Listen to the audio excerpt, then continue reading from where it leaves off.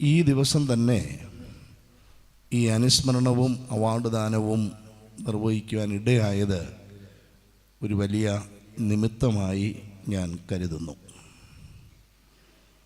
അച്ഛൻ്റെ ഓർമ്മ നവംബർ മാസം 29-ാം തീയതിയാണ് കൊണ്ടാടുന്നത് ആരാധനാപരമായി.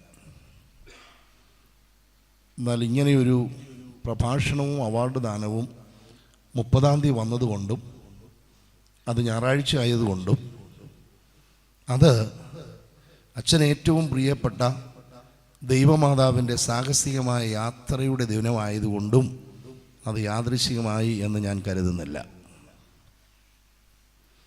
മനുഷ്യചരിത്രത്തിൽ എക്കാലത്തും ഒറ്റയാൻ പോരാട്ടം നടത്തി വിപ്ലവാത്മകമായ ആശയങ്ങളും അതിൻ്റെ ആവിഷ്കാരവും നിർവഹിക്കുന്നതിൽ മുൻപന്തിയിൽ നിന്ന ഒരു മഹിളാരത്നമായി പരിശുദ്ധ മാതാവിനെ ഞാൻ കാണുന്നു. മനുഷ്യ സമുദായത്തിൻ്റെ മുഴുവൻ അധ്വാനിക്കുന്ന ജനവിഭാഗത്തിൻ്റെ ആയാലും മനുഷ്യൻ്റെ സ്വാതന്ത്ര്യത്തിന് വേണ്ടി നടത്തിയിട്ടുള്ള ഒറ്റപ്പെട്ടും അല്ലാതെയും സംഘടിതമായി നടത്തിയിട്ടുള്ള ഇതുവരെയും നിലയ്ക്കാത്ത സബരികളുടെ ആ പന്ഥാവിൽ മാതാവിന് തുല്യം വെക്കാൻ ഒരു രാഷ്ട്രീയ പ്രസ്ഥാനത്തിലും മറ്റൊരാളുണ്ടായിട്ടില്ല എന്ന് ഞാൻ വിശ്വസിക്കുന്നു. വിശദമായ കാര്യം രാവിലെ ഞാൻ പറഞ്ഞു. അതൊരു മതഗ്രന്ഥത്തിൽ പരാമർശിക്കുന്നതായതുകൊണ്ടാണ് ധൈര്യപൂർവ്വം മറ്റുള്ളവരത് കോട്ട് ചെയ്യാനായിട്ട് വെമ്പൽ കൊള്ളുന്നത്. ഗർഭവതിയായ ഒരു സ്ത്രീ 160 കിലോമീറ്റർ വളരെയധികം സാഹസം നിറഞ്ഞ റോഡിൽ കൂടെ ഏകയായി യാത്ര ചെയ്ത് ഒരു വൃദ്ധയെ പോയി സന്ദർശിക്കുക. പിന്നീട് പറയുന്നത് താണവരെ ഉയർന്നവരെ താഴ്ത്തി, സിംഹാസനം ധനവാന്മാരെ എടുത്തിട്ടു, പ്രഭുക്കന്മാരെ വൃദ്ധമായി അയച്ചു, സമ്പന്നന്മാരെ വൃദ്ധമായി അയച്ചിട്ട് ദരിദ്രരായവരെയും വിശക്കുന്നവരെയും ആ അവിടത്തേക്ക് കയറ്റി. ഇങ്ങനെയൊക്കെയുള്ള വിപ്ലവങ്ങൾ ആശയത്തിൽ മാത്രമല്ല അത് ആവിഷ്കാരത്തിൽ ഇന്നുണ്ടോ എന്നുള്ളത് ഞാൻ കാര്യമായി സംശയിക്കുന്നു. ഒരു മനുഷ്യൻ ചരിത്രത്തിൽ ഓർക്കപ്പെടണമെങ്കിൽ 2 കാര്യം ചെയ്യണം. ഒന്നുകിൽ ജീവിച്ചിരിക്കുമ്പോൾ പിൻതലമുറ വായിച്ചറിയാൻ എന്തെങ്കിലും എഴുതിക്കൂട്ടി വെക്കണം.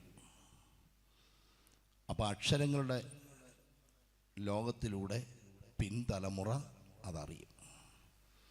ഈ അച്ഛൻ ദിവംഗതനായിട്ട് 23 വർഷമായതുകൊണ്ട് അനീഷച്ചൻ ആദ്യം പറഞ്ഞതുകൊണ്ട് വാഗ്മയ ചിത്രം വരച്ച് അതിനെ കാരിക്കേച്ചറാക്കാൻ ഞാൻ ആഗ്രഹിക്കുന്നില്ല. കാരണം അച്ഛൻ്റെ കുടുംബാംഗങ്ങളും അച്ഛനോട് ചേർന്ന് പ്രവർത്തിച്ചവരും നിങ്ങളുടെ വാഗ്മയ ചിത്രങ്ങളാൽ ഒരു രൂപം നൽകിയിട്ടുള്ള പുതിയ തലമുറയും സജീവമായിരിക്കുന്ന അച്ഛൻ്റെ ഇടവകയിൽ അച്ഛനെക്കുറിച്ച് പ്രഭാഷണം നടത്തുക എന്ന് പറയുന്നത് ഒരു സാഹസികതയാണ്.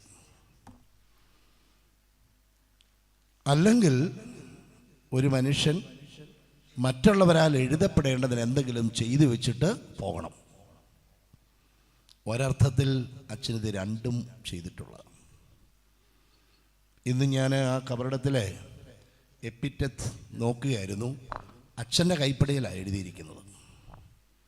അത് വേർപാടിൻ്റെ ഒരു ഇതായിട്ടല്ല കൊടുത്തിരിക്കുന്നത്. നല്ല ശാന്തവും നല്ല സമാധാനവും നൽകുന്നതാണ്. എല്ലാവർക്കും അറിയാൻ കടന്നു പോകും. ഈ മീറ്റിംഗ് കഴിഞ്ഞ് പോകുന്നത് പോലെ നമ്മൾ ഇന്നല്ലെങ്കിൽ നാളെ കടന്നു പോകും. ആ യാഥാർത്ഥ്യം സ്വീകരിച്ചിട്ട് മക്കളെ, നിങ്ങളുടെ മത്തായി അച്ഛൻ ഇതാ പറയുന്നു, ഞാൻ നിങ്ങൾക്ക് വേണ്ടി പ്രാർത്ഥിക്കാം, നിങ്ങൾ എനിക്ക് വേണ്ടി പ്രാർത്ഥിക്കുക. സമാധാനത്താലെ പോകുക എന്ന് നമുക്ക് ആശംസയാണ് അച്ഛൻ തന്നത്. അല്ല ഞാൻ സമാധാനത്തെ പോകുന്നു എന്നല്ല.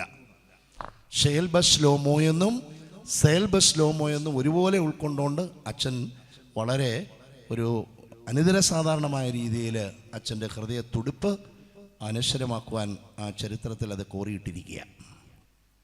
ചിലർ വലിയ മഹാനായി ജന്മം കൊണ്ട് തന്നെ മഹാന്മാരായി പിറന്നു വീഴുന്നവരുണ്ട്. ചിലർ കഠിനാധ്വാനം ചെയ്ത് ആ പദവിയിലേക്ക് ഉയർന്നു വരും.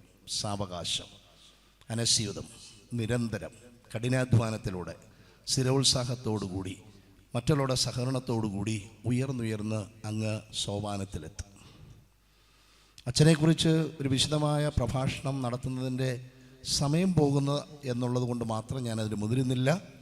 ഈ ഇടവക ഈ അവാർഡും പ്രഭാഷണവും ഏർപ്പെടുത്തി ബഹുമാനപ്പെട്ട മാത്യൂസ് ജേക്കബ് നൂർനാൽ ഓർമ്മിപ്പിച്ചതുപോലെ അച്ഛനെക്കുറിച്ചുള്ള ചിത്രം, അച്ഛനെക്കുറിച്ചുള്ള സ്മരണ വരും തലമുറയ്ക്ക് എന്നും പ്രചോദനമാകത്തക്ക രീതിയിൽ ചില നൂതന ആശയങ്ങൾ നമ്മൾ നടപ്പാക്കേണ്ടിയിരിക്കുന്നു. ഉദാഹരണത്തിന് യുവന പ്രസ്ഥാനത്തിൻ്റെയോ ഭദ്രാസനത്തിലെ സൺഡേ സ്കൂളിനെയൊക്കെ അച്ഛൻ്റെ നാമത്തിലുള്ള ഒരു കോമ്പറ്റീഷൻ വെച്ചാൽ അവർ അച്ഛനെക്കുറിച്ച് എഴുതിയിട്ടുള്ളത് വായിച്ച് പഠിച്ച് ചെയ്യും. ഇപ്പോൾ ഇത്രയും വലിയ ആരാധന കഴിഞ്ഞ് നടത്തുന്ന എനിക്ക് എന്നോട് തന്നെ നീതി പുലർത്തിയാൽ എത്ര മിനിറ്റ് എടുക്കാൻ പറ്റും? 20 മിനിറ്റ് കൂടി പോകുന്നത് ശരിയാണോ? അല്ല. അപ്പോൾ അച്ഛൻ്റെ എന്ത് കാര്യം പറയാൻ സാധിക്കും? അങ്ങനെ നമുക്ക് ചേർന്ന് നല്ല കാര്യങ്ങൾ ചെയ്യാൻ ഒരു വേദി ഉണ്ടാകും എന്ന് ഞാൻ പ്രതീക്ഷിക്കുന്നു. ഇനി അച്ഛനിലേക്ക് തിരിച്ചു വരാം. അച്ഛൻ ദൈവാനുഗ്രഹം ലഭിച്ച ഒരു പുരോഹിതനായിരുന്നു. പുരോഹിതൻ എന്ന വാക്കിൻ്റെ അർത്ഥം ഹിതം മുൻപേ അറിയുന്നവനെന്നാണ്. പുരോഹിതൻ എന്ന വാക്കിൻ്റെ അർത്ഥം പുരോഭാഗത്തൂടെ നടക്കുന്നവനെന്നുമാണ്, മുൻപേ നടക്കുന്നവനെന്നാണ്. ആരാധനയുമായി ബന്ധിപ്പിച്ചാൽ ദൈവത്തിൻ്റെ ഹിതം മുന്നമേ അറിയുന്നവനും ജനത്തിൻ്റെ മുമ്പാകെ നിന്ന് അവരെ വഴി നടത്തുകയും ചെയ്യുന്നവനാണ് പുരോഹിതൻ. ഒരു മന്ത്രിസഭയിലെ ഒരു മിനിസ്റ്റർ ചെയ്യുന്നതിനേക്കാട്ടിലും ഏറ്റവും ശ്രദ്ധേയമായ ജനങ്ങളിൽ സ്വാധീനമുള്ള ഒരു മിനിസ്ട്രിയാണ് പുരോഹിതൻ്റേത്. അതിന് ചില വശങ്ങൾ അച്ഛൻ്റെ ജീവിതത്തിൽ നിന്ന് ഞാൻ നിങ്ങളുടെ അടുക്കിലേക്ക് ചിലതൊക്കെ ഒന്ന് കോറിയിട്ട് തരാം. നമ്മൾ പ്രത്യക്ഷത്തിൽ നോക്കുമ്പോൾ ഈ കത്തീഡ്രല്, ഈ പള്ളിയുടെ 4 ചുവരിനുള്ളിൽ ശുശ്രൂഷിക്കുന്ന ഒരു കാർമ്മികൻ എന്ന നിലയിലാണ് ക്രിസ്തീയ പുരോഹിതൻ എന്ന അച്ഛനെ നമ്മൾ ഒന്ന് ഒരൊറ്റ വാചകത്തിൽ നിർവചിക്കാൻ തക്കവണ്ണം ഉദ്ദേശിക്കുന്നത് അല്ല. ഇത് മിനിസ്റ്റർ എന്ന് പറയുമ്പോൾ ഇംഗ്ലീഷിൽ പുരോഹിതൻ ഉപയോഗിക്കുന്ന വാക്കും ഏതാ? മിനിസ്റ്റർ. പ്രീസ്റ്റ് എന്നുള്ളത് ബലിയർപ്പിക്കുന്ന ഒരാളായതുകൊണ്ട് അങ്ങനെ വരുന്നുവെങ്കിലും സിമ്പിൾ ഇൻ ജനറൽ ഇംഗ്ലീഷിൽ പറഞ്ഞാൽ ഈസ് എ മിനിസ്റ്റർ. ഞങ്ങൾ ചെയ്യുന്ന ശുശ്രൂഷയെ സംബന്ധിച്ചുള്ള വാക്ക് ഏതാ? Ministry, pastoral ministry. മന്ത്രിമാർ ചെയ്യുന്നത് ജനസേവനം, സേവനം എന്ന ഒരു അർത്ഥത്തിലാണ്. അച്ഛൻ അപൂർവമായ ഭാഗ്യം സിദ്ധിച്ചിട്ടുള്ള, നല്ല അനുഗ്രഹങ്ങൾ ലഭിച്ചിട്ടുള്ള ഒരു വ്യക്തിയാണ്. 1928 ഏപ്രിൽ മാസം 1-ാം തീയതി ജനിക്കുമ്പോൾ, ഇന്നുള്ള പിള്ളേരാണെങ്കിൽ ബർത്ത്ഡേയുടെ അത് ഡേറ്റ് ഓഫ് ബർത്ത് കാണുമ്പോൾ ചിലപ്പോൾ ചിരിക്കും. Why April 1st? ചിലപ്പോൾ ചില ആളുകൾ ജീവിതത്തിൻ്റെ തുടക്കത്തിലൊക്കെ ആ തരത്തിൽ അദ്ദേഹത്തെ കണ്ടിട്ടുണ്ടാകാം. എന്നാൽ അത് ഒരു വിജയം ആക്കി മാറ്റുവാൻ തക്കവണ്ണമുള്ള സ്ഥിരോത്സാഹിയായ നല്ല കഠിന പരിശ്രമമുള്ള ഒരു വ്യക്തിയായി അദ്ദേഹം നിലകൊണ്ടു. അനേക കാര്യങ്ങൾ പറയാനുണ്ട് ഈ പൗരോഹിത്യ ശുശ്രൂഷയുമായി ബന്ധപ്പെട്ട് തന്നെ. ജീവിത സാഹചര്യങ്ങൾ അന്നത്തെ കാലഘട്ടം അനുസരിച്ച് തിയോളജിക്കൽ സെമിനാരിയിലെ ഒരു ഫോർമൽ എഡ്യൂക്കേഷൻ പൂർണ്ണമായി ലഭിച്ചതല്ല. എന്നാൽ കോട്ടയം പഴയ സെമിനാരിയിൽ ഞാൻ ഉൾപ്പെടുന്നതായ ഇപ്പോഴത്തെ പരിശുദ്ധ ബാവാതിരുമേനി ഏറ്റവും ആദരിക്കുകയും അദ്ദേഹത്തെ കൈപിടിച്ചുയർത്തി എല്ലാ ആരാധനയും സംഗീതവും സുറിയാനിയും എല്ലാം പകർത്തി നൽകിയ ഞങ്ങളുടെ എല്ലാം വലിയ മഹാഗുരുവായിരിക്കുന്ന ഞാർത്താങ്കൽ കോരുതുമൽപ്പാൻ അച്ഛൻ്റെ ശിക്ഷണത്തിൽ സുറിയാനി ഭാഷയും ആരാധനയും എല്ലാം അദ്ദേഹം ഹൃദയസ്ഥമാക്കി. അങ്ങനെ ഒരു കൊച്ചച്ഛനായിട്ട് ഇവിടെ വന്നു. പിന്നീട് കാലഗതിയിൽ മത്തായി നൂറണച്ചാൻ വൈദിക ട്രസ്റ്റി ആകുമ്പോൾ പഴയ സെമിനാരിയിൽ മലങ്കര മെത്രാപ്പോലീത്തയോടൊപ്പം 2-3 സ്ഥാനങ്ങളിൽ കൈസ്ഥാനിയായി അതിൻ്റെ തീരുമാനങ്ങളിൽ അതിൻ്റെ ആസ്തിയിന്മേൽ അധികാരമുള്ള ഒരു മനുഷ്യനായി ചരിത്രത്തിൽ അദ്ദേഹം ഉയർന്നു.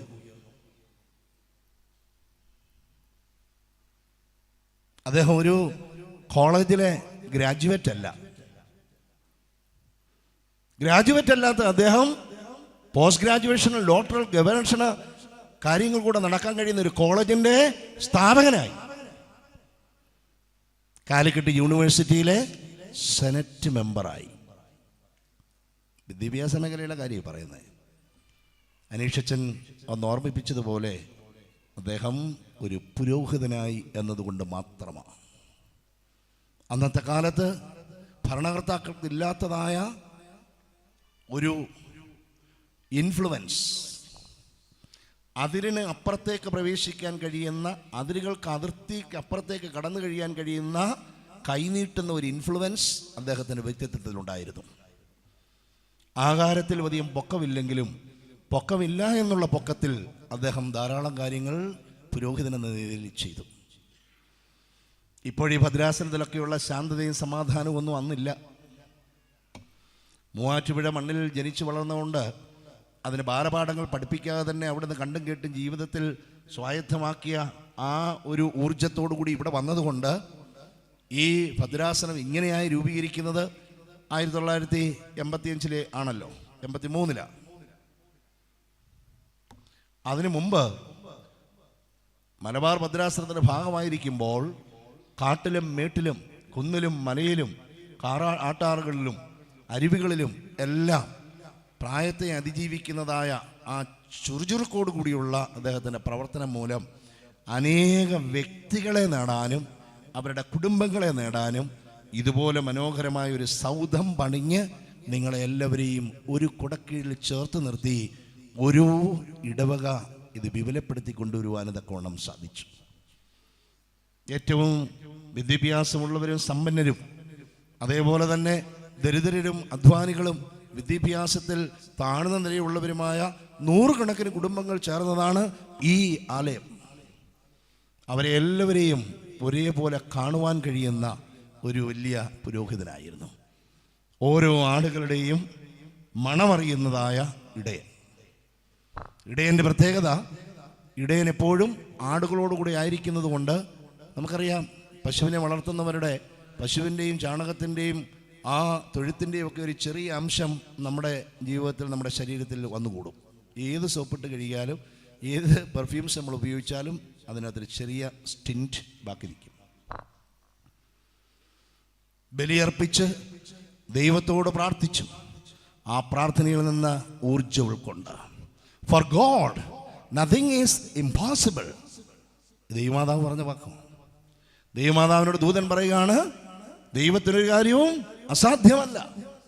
കോളേജിൻ്റെ എംബ്ലത്തിലും അച്ഛൻ്റെ ജീവിതത്തിലെ ഒരു ആപ്തവാക്യമായി ബൈബിളിൽ നിന്ന് പ്രചോദനം കൊണ്ട് എഴുതിയതാണ്. എന്ത്? യാതൊന്നും ദൈവത്താൽ അസാധ്യമല്ല. മറ്റൊരിടത്തിൽ പറഞ്ഞാൽ ദൈവത്താൽ സകലവും സാധ്യമാണ്. ആ ഉറച്ച ദൃഢവിശ്വാസം, ആ വിശ്വാസത്തിൻ്റെ ഒരു ഒരു ഒരു റിഫ്ലക്ഷനായ പ്രതിഫലനമായ ആരാധന. അതുകൊണ്ട് മറ്റു പ്രവർത്തനങ്ങൾക്കെല്ലാം ഊർജം ലഭിക്കുന്ന ഒരു കർമ്മകാണ്ഡമായി ഇവിടെ അർപ്പിക്കുന്ന ബലിയും ഈ ദേവാലയവും അദ്ദേഹത്തിന് പ്രചോദനം നൽകി. ആ പ്രചോദനത്തിൻ്റെ ഒരു വശ്യമായ വശം കൊണ്ടാണ് എല്ലാവരെയും കൂട്ടിച്ചേർത്ത് കഠിനാധ്വാനത്തിലൂടെ ഇന്ന് നമുക്ക് കാണുന്നത് പോലെ മനോഹരമായ ഈ ദേവാലയവും അതിനോടനുബന്ധമായി മറ്റു കാര്യങ്ങളും ചെയ്യുവാൻ തക്കവണ്ണം അച്ഛനിടയായത്. ഇതെല്ലാവർക്കും സാധിക്കുകയില്ല പ്രിയമുള്ളവരെ. 5 വർഷം ജനപ്രതിയാകുന്ന ഒരാളിന് ചിലപ്പോൾ കാര്യമായി ഒന്നും സബ്സ്റ്റാൻഷ്യലായി ഒന്നും ചെയ്യാൻ സാധിച്ചില്ലെന്നിരിക്കും. ആശയമുണ്ടെങ്കിലും അതിന് അച്ഛൻ പറഞ്ഞ പോലെ അനുകൂലമായൊരു സാഹചര്യം നമ്മൾ ചെന്ന് പെട്ടുപോടുന്ന ആ സംവിധാനത്തിൽ നമുക്ക് സ്പേസ് ലഭിച്ചില്ലെങ്കിൽ 5 വർഷം അവിടെ ഇരിക്കാമെന്നല്ല, നമുക്കൊന്നും ചെയ്യാൻ സാധിക്കുകയില്ല. 50 വർഷം കൊണ്ട് പുരോഹിതർക്ക് സാധാരണ ബലിയർപ്പിച്ചു പോകുന്ന നമ്മുടെ പ്രഥമ ശുശ്രൂഷയുടെ ഭാഗം മാത്രമല്ല, അതിലുപരിയായി എനിക്ക് ലഭിച്ച വിളി, എൻ്റെ തിരഞ്ഞെടുപ്പ്, അതിൻ്റെ ആത്യന്തികമായ ലക്ഷ്യമെന്ന ഉൾബോധ്യത്തോടുകൂടി 50 വർഷം പ്രവർത്തിക്കുന്ന ഊർജ്ജസ്വലനായ ഒരു പുരോഹിതൻ നേടുന്നതാണ് അച്ഛൻ ഇവിടെ നേടി നമുക്കത് വിട്ടുപോയിരിക്കുന്നത്. ഇതിൻ്റെ ആത്മീയ വശമാണ്.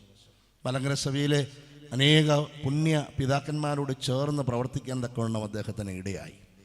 ആദ്യമായി കോളേജിനെക്കുറിച്ച് സഭ ചിന്തിച്ച് മലബാർ ഭാഗത്ത് ഹയർ എഡ്യൂക്കേഷൻ സെൻറ്ററിന് ഒരു സാധ്യതയുണ്ടോ എന്ന് അന്നത്തെ പരിശുദ്ധ ബാവാ തിരുമേനി പഴയ മലബാർ ഭദ്രാസനത്തിൻ്റെ സെക്രട്ടറി ആയിരിക്കുന്ന ശ്രീ MC പോത്തിന് ലെറ്റർ അയക്കുമ്പോൾ അദ്ദേഹം പറഞ്ഞു, in my simple opinion there is no scope for starting a higher education centre in Payyavoor, Kannur or any other place. I humbly would like to introduce Father Noornal for this purpose. അങ്ങനെയാണ് അച്ഛൻ ഈ രംഗത്തേക്ക് ആദ്യമായിരുന്നത്. 1963. 1964 പരിശുദ്ധ ബാവാ തിരുമേനി മാറി. അപ്പോൾ അച്ഛനെ ഈ കാര്യങ്ങൾക്ക് ചുമതലപ്പെടുത്തിയുള്ള കൈപ്പടയിലെ ലെറ്റർ കൊടുത്തിട്ടുണ്ട്. അതിനനുസരിച്ച് അച്ഛൻ ആ പുരോഹിത ധർമ്മത്തോട് ചേർന്ന് സാമൂഹികമായ രംഗത്തേക്ക് പ്രവർത്തിക്കാൻ തുടങ്ങിയ അത് അദ്ദേഹത്തിൻ്റെ പ്രവർത്തനത്തിൻ്റെയും ഈ നാടിൻ്റെ മുഖച്ഛായയുടെയും എല്ലാ തരത്തിലുള്ള വികസനത്തിൻ്റെയും മറ്റൊരു കാൽവെപ്പാണ്. അതിനു മുമ്പ് തന്നെ തനതായ ഒരു വ്യക്തിത്വവും ഊർജ്ജസ്വലമായ ഒരു നേതൃത്വവും ഇതിനകത്ത് തന്നെ എസ്റ്റാബ്ലിഷ് ചെയ്തുകൊണ്ടാണ് അദ്ദേഹത്തെക്കുറിച്ച് MC പോത്തൻ അങ്ങനെ എഴുതി വിടുവാൻ തക്കൊണ്ട് ഇവിടെയായത്. He will be an ideal person to contact you, and there may be a scope for starting higher education center in Sultan's Battery.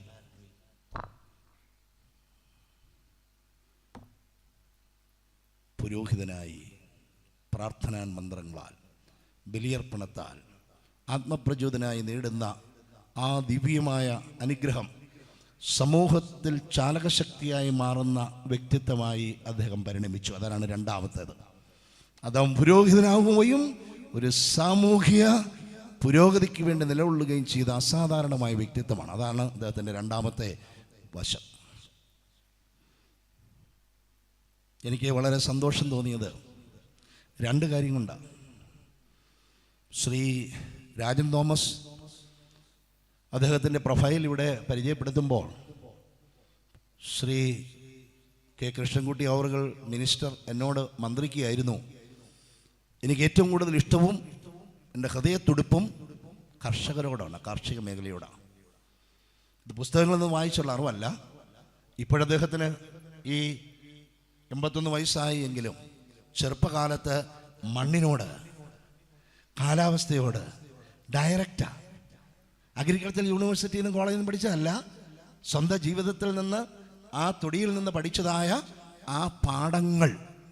അപ്പോൾ എന്നോട് ചോദിക്കുകയാണ്, ഇടവകയിലെ ആളുകൾ, ഈ പ്രദേശത്തുള്ളവർ തിരുമേനി കാർഷിക മേഖലയുമായി ബന്ധപ്പെട്ട കൃഷിയൊക്കെ ചെയ്യുന്നവരാണോ?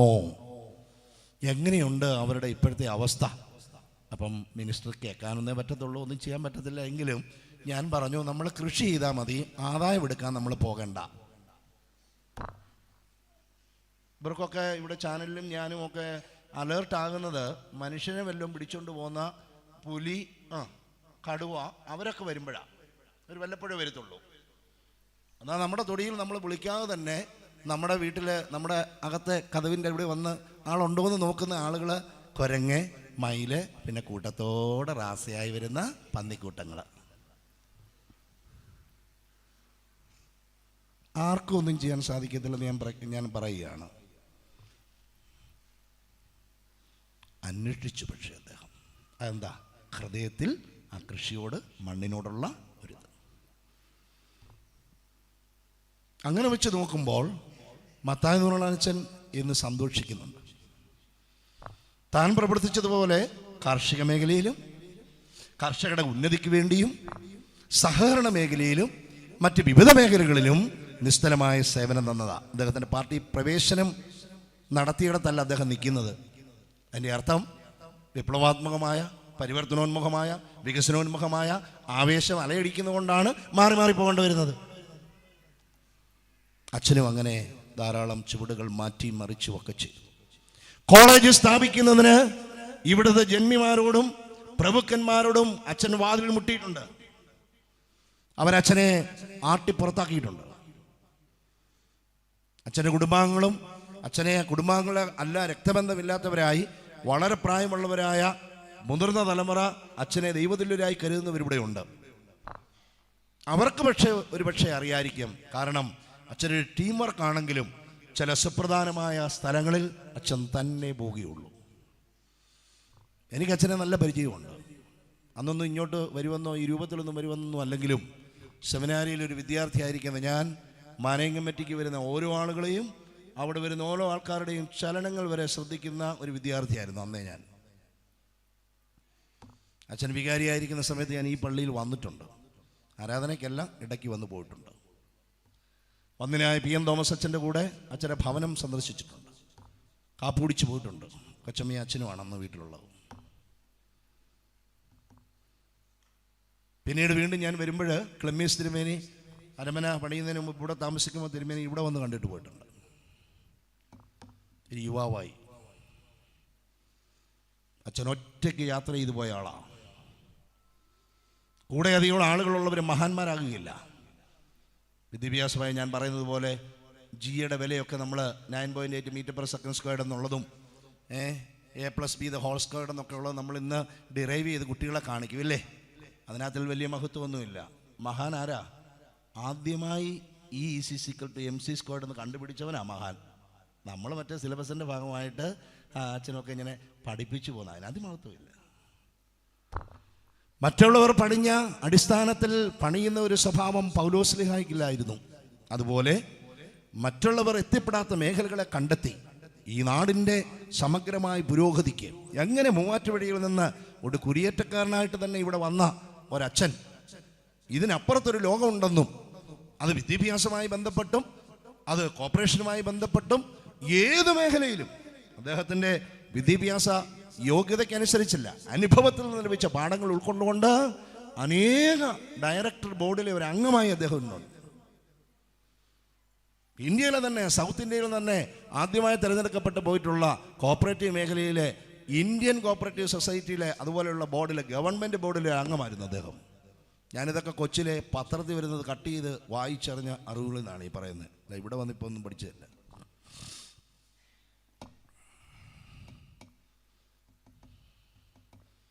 ബലിയർപ്പണം ദൈവം സംപ്രീതനാണ്. ആ ബലിയർപ്പണത്തിൽ നിന്ന് the energy produced thereof should be channeled for the transformation of the society. അപ്പോൾ സമൂഹത്തിലും അദ്ദേഹം പുരോഹിതനായി അംഗീകരിക്കപ്പെട്ടു. പള്ളിക്കുള്ളിൽ മാത്രമല്ല പള്ളിക്ക് പുറത്തും അദ്ദേഹത്തെ പുരോഹിതനെന്ന ആ ദിവ്യമായ നാമത്തിൽ അദ്ദേഹത്തിന് അഭിസംബോധന ചെയ്യും. അതുകൊണ്ട് മിനിസ്റ്റേഴ്സും മറ്റുള്ളവരും ഒരു യൂണിവേഴ്സിറ്റിയുടെ സെനറ്റ് മെമ്പർ ആകുന്നത് എങ്ങനെയാണെന്നൊക്കെ അത്യാവശ്യം അതുമായി ബന്ധപ്പെടുന്ന ആളുകൾക്കറിയാം. അവിടെ അച്ഛനും ഒരു മെമ്പറായി അദ്ദേഹത്തിൻ്റെ ലീഡർഷിപ്പ് കൊണ്ടാണ്.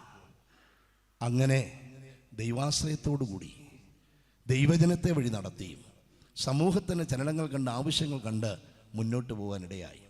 സ്വാഗത പ്രസംഗത്തിൽ ശ്രീ മാത്യൂസ് ജേക്കബ് കോളേജിലെ പൂർവ്വ വിദ്യാർത്ഥികളുടെ കാര്യങ്ങൾ പറഞ്ഞു. ലോകത്തിൻ്റെ ഏത് ഭാഗത്ത് ചെന്നാലും ഈ കോളേജിൽ +2 വരെയെങ്കിലും പഠിച്ച് പോയവർ ഉന്നതി പ്രാപിച്ചതിന് ആയിരക്കണക്കിന് ആൾക്കാരെ നമുക്ക് കാണാം. ഞാൻ ഭദ്രാസനത്തിൽ ചുമതലയിൽ വന്നതിന് ശേഷമാണല്ലോ ഈ സ്ഥലവുമായി എന്നെ ബന്ധപ്പെടുത്തുന്നത്. അപ്പോൾ ഗൾഫ് മേഖലയിലും മറ്റ് നമ്മൾ യൂറോപ്യൻ രാജ്യങ്ങളിലോ അമേരിക്കയിലോ ഒക്കെ പോയാൽ അനേക ആളുകൾ ഈ ചുറ്റുപറ്റത്ത് ഒറ്റയൊരു കോളേജേ ഉള്ളൂ. സെൽഫ് ഫിനാൻസിങ് എന്നുള്ള വാക്ക് അതിന് പ്രസക്തിയില്ല. ഇന്ത്യൻ പ്രധാനമന്ത്രിയോ പ്രസിഡന്റോ വന്നാലും ഹെലികോപ്റ്റർ താഴുന്ന ഒറ്റയൊരു സ്ഥലത്തേ ഉള്ളൂ.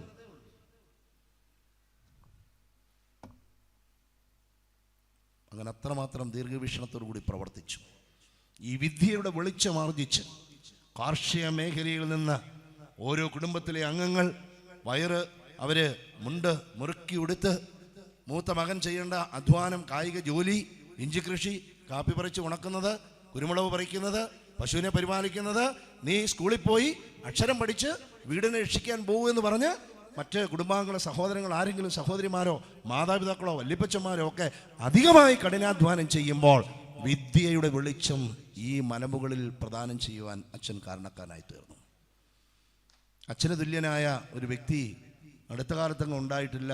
ഉണ്ടാകുന്ന കാര്യവും പ്രസക്തമാണ്. എന്തുകൊണ്ടാണെന്ന് പറയാൻ കാരണം, ഒന്നുമില്ലായ്മയിൽ നിന്ന് ആരംഭിച്ച് അതുല്യമായ സ്ഥാനങ്ങൾ നേടി അതുല്യമായ സംഭാവനകൾ സഭയ്ക്കുള്ളിലും സമൂഹത്തിനും കൊടുത്ത് തൻ്റെ ജീവിതം ഇപ്പോഴും എരിയുന്ന ഒരു തിരുനാളമായി പ്രകാശപൂരിതമായി ശോഭിക്കുന്നു. അതിൽ വിശുദ്ധിയുടെയും കഠിനാധ്വാനത്തിൻ്റെയും കണ്ണീരിൻ്റെയും തിക്താനുഭവത്തിൻ്റെയും ഒറ്റപ്പെടലിൻ്റെയും യാത്രയുടെയും ഒക്കെ ഉണ്ട്. അച്ഛൻ അനുഭവിച്ചിട്ടുള്ള അധിക യാതനകളൊന്നും ആരോടും ബന്ധപ്പെട്ട് അച്ഛൻ പറഞ്ഞിട്ടില്ല. ഈ ഇടവകയിലെ അച്ഛൻ്റെ ഹൃദയത്തിൻ്റെ തുടിപ്പുകളെ സസൂക്ഷ്മം മന്ത്രം ചെയ്തെടുക്കുന്ന ചില വ്യക്തികൾ ഇവിടെ ഉണ്ട്. ഇപ്പോഴും അവർക്കിതെല്ലാം അറിയാം. ഞാൻ ഉദ്ദേശിക്കുന്ന ആളുകളാണോ നിങ്ങൾ ഉദ്ദേശിക്കുന്നത് എനിക്കറിയത്തില്ല. എൻ്റെ വായിൽ നിന്ന് വരുന്നില്ല എങ്കിലും എൻ്റെ അടുത്ത് തന്നെയൊക്കെ ഉണ്ട്. വേദിയിലിരിക്കുന്ന ആരുമല്ല. മകനാണെങ്കിലും മകൻ അച്ഛനെ പിന്നെ ദൈവം കൊടുത്തിരിക്കുന്ന, ഇപ്പം വിവാഹിതരാകുന്ന ഒരാൾ സ്വപ്നം കാണാൻ കഴിയുന്നതാണ്. എന്ത്? 5 മക്കൾ. ഈ 5 മക്കൾ ഇന്ന തരത്തിൽ വരണമെന്ന് സ്വപ്നം കാണാനേ വഴിയത്തുള്ളൂ. സ്വപ്നങ്ങൾ അതില്ലെങ്കിൽ നിശ്ചലം ശൂന്യമീ ലോകം. പക്ഷേ അച്ഛൻ അങ്ങനെയല്ല. ആദ്യകാലത്തെ IPS-മായി ബന്ധപ്പെട്ട വാർത്തകൾ വരുമ്പോൾ ഞാനത് സസൂക്ഷ്മം വായിച്ച് എൻ്റെ ഡയറിയിൽ എഴുതി വെച്ചിട്ടുണ്ട്. എന്താ? 5ലും 6ലും 7ലും പഠിക്കുന്ന കാലത്ത് അല്ല, തിരുമേനിയായപ്പോഴല്ല. അങ്ങനെ ചെയ്തതുകൊണ്ടാണ് ഞാനിപ്പോൾ ഇവിടെ നിൽക്കാനിടയായത്.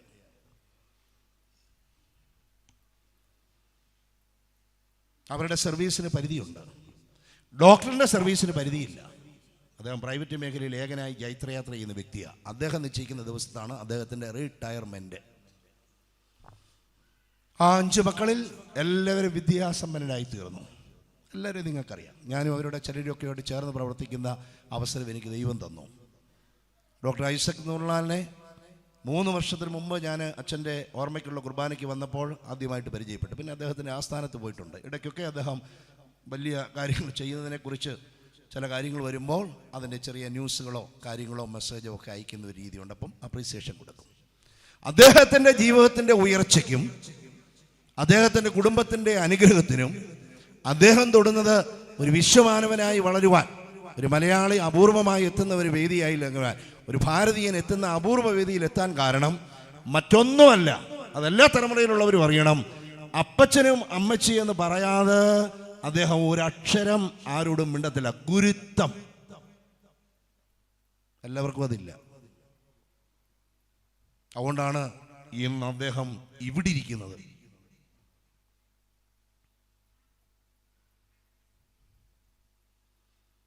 അദ്ദേഹത്തിന് അറിയാം, അപ്പച്ചനും അമ്മച്ചിയും ഇന്ന് കാണുന്ന പോലെയും പേരെടുക്കുന്ന പോലെയല്ല. ഒരു കുടുംബത്തിലെ എല്ലാ ആളുകൾക്കും ഉയർച്ചയും താഴ്ചയൊക്കെ ഉണ്ട്. സാമ്പത്തിക പ്രയാസങ്ങൾ, പ്രത്യേകിച്ച് പൊതുപ്രവർത്തനമാകുമ്പോൾ അവിടെ ഉണ്ടാകുന്ന എന്താ അസ്വസ്ഥതകൾ, വീട്ടിൽ ചെറിയ ചില ജനങ്ങൾ ഉണ്ടാക്കുമ്പോൾ പതറിപ്പോകത്തില്ല. നിന്ന് പോകാനുള്ള ഒരു പുരോഗതിനായതുകൊണ്ട് പ്രാർത്ഥനാപൂർവ്വം അതിനെ തരണം ചെയ്യും. എന്നാലും അതിൻ്റെ അനുരണനങ്ങൾ അവിടെ ഉണ്ടാവും. അവരെക്കുറിച്ചുള്ള സ്മരണ തൻ്റെ ഹൃദയത്തിൽ എപ്പോഴും ജീവിത തുടിപ്പായി അദ്ദേഹം സ്വീകരിച്ചിട്ടുണ്ട്. അതുകൊണ്ട് അപ്പച്ചൻ അമ്മച്ചി എന്ന് കഴിഞ്ഞേ ഉള്ളൂ ഈ ഹോളിസ്റ്റിക് ഇൻ്റർനാഷണൽ ഹീലിംഗ് സെൻറ്ററും മറ്റേത് കാര്യങ്ങളും. അച്ഛൻ്റെ ആ ഒരു അനുഗ്രഹം, അമ്മച്ചിയുടെ ആ ഒരു അനുഗ്രഹം അവർക്കും മറ്റെല്ലാ മക്കൾക്കും അവരുടെ തലമുറകൾക്കും വരും തലമുറകൾക്കും ലഭിച്ചിട്ടുണ്ട്, ലഭിച്ചുകൊണ്ടിരിക്കുന്നു. ദൈവത്തെ മഹത്വപ്പെടുത്താം. അതും അച്ഛന് ലഭിച്ച ഒരു അനുഗ്രഹമാണ്. ഒരു മക്കളെക്കുറിച്ചും ഒരു പിതാവിനും മാതാവിനും ജീവിച്ചിരിക്കുമ്പോൾ ഉണ്ടാകുന്ന ഏറ്റവും വലിയ ദുഃഖമാണ് പുത്രി പുത്ര ദുഃഖം. അത് കടന്നു പോകുന്നതുകൊണ്ട് മാത്രമല്ല, മറ്റുള്ളവർ ഓരോ കഥകൾ വന്ന് മെനഞ്ഞ് പറയുമ്പോൾ ഇവർക്ക് ജന്മം കൊടുത്തല്ലോ എന്ന് പറഞ്ഞ് ദുഃഖിക്കാനിടയാകാത്തതാ.